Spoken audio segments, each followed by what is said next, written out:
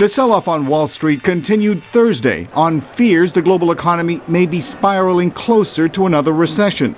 Despite new efforts by the U.S. central bank to stimulate the economy, analysts say the increasingly grim U.S. outlook helped send stock prices sharply lower.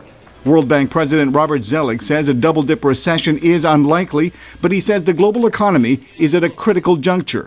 The world is in a danger zone. In 2008, many people said they did not see the turbulence coming. Leaders have no such excuse now. And dangerous times will call for courageous people. The courage to deal with the political fallout from an expanding debt crisis in Europe and slow growth in the United States appears to be the recurring theme as the World Bank and IMF hold their annual meeting in Washington. IMF Managing Director Christine Lagarde says falling stock prices point to larger systemic problems in the global economy.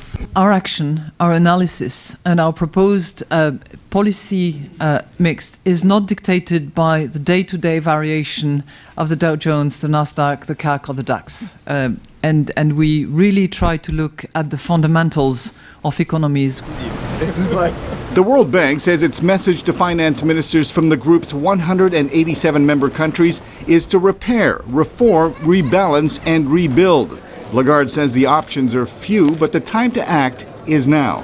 Fiscal consolidation is a matter of priority. Equally, consolidating too fast, too heavy for some countries is going to be harmful for the potential growth that we see.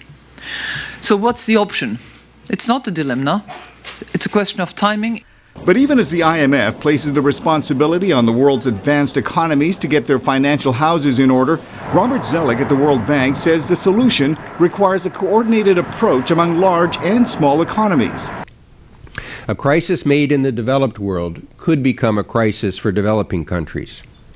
Europe, Japan, and the United States must act to address their big economic problems before they become bigger problems for the rest of the world. Not to do so is irresponsible. The economic news has been consistently bad around the world. A closely watched survey in Europe suggests a recession may already be underway. And even in the world's hottest economy, a new manufacturing survey shows China's rapid growth has begun to cool down. Millar Sega, VOA News.